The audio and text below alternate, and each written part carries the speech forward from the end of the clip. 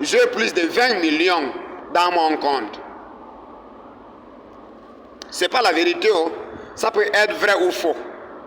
Mais ce n'est pas mon contenu, parler de l'argent. Écoutez juste le message que je veux laisser là.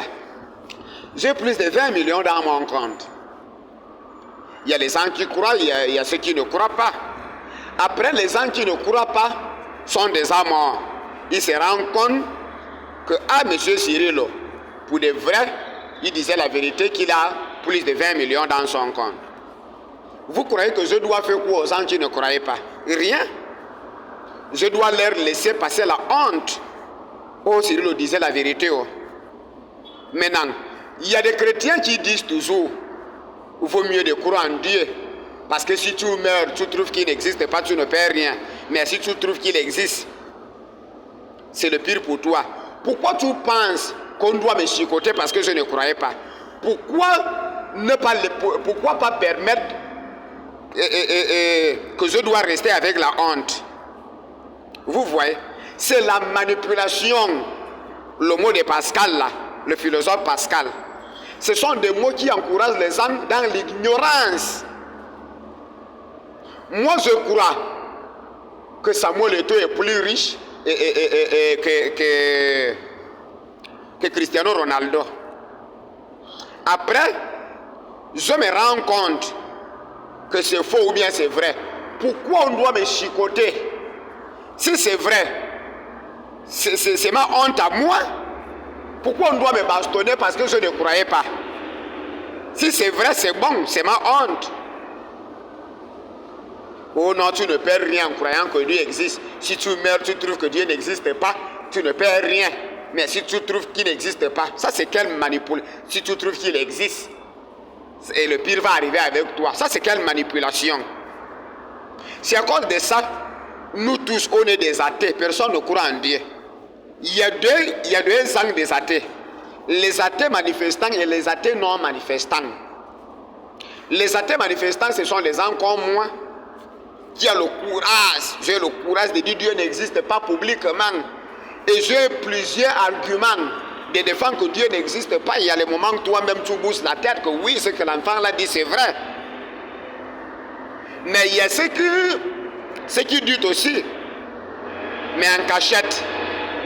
Il a peur de publier que Dieu n'existe pas. Mais au fond de son cœur, il a des questions. Non, est-ce que Dieu existe? Mais il a peur de dire ça. À cause de deux raisons.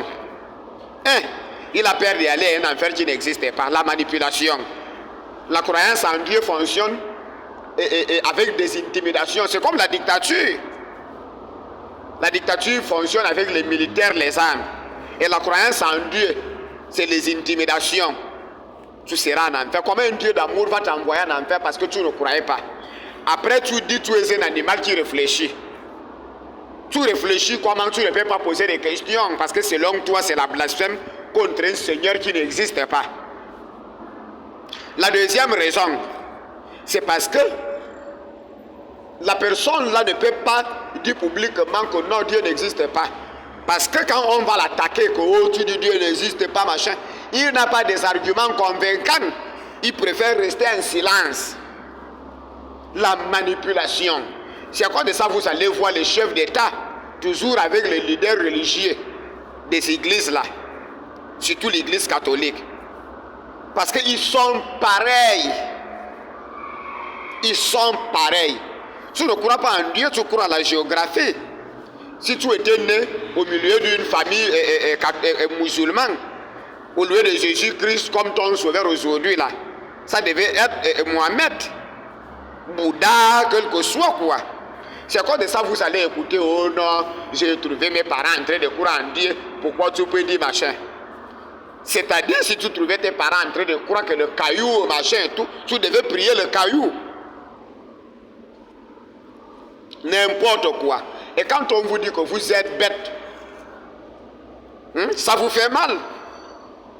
Tu peux vivre 5 minutes sans oxygène. Après 5 minutes, tu vas mourir. Tu ne peux pas vivre sans la nourriture, tu vas mourir. Tu peux faire toute ta vie sans croire en Dieu. Et rien ne te passe. Moi, je ne crois pas en Dieu, je vis.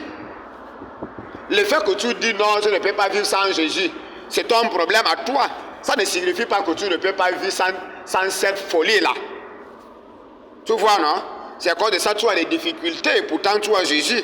Tu te trouves au chômage. Tu sommes malgré tes diplômes, mais tu as Jésus. Imbécile.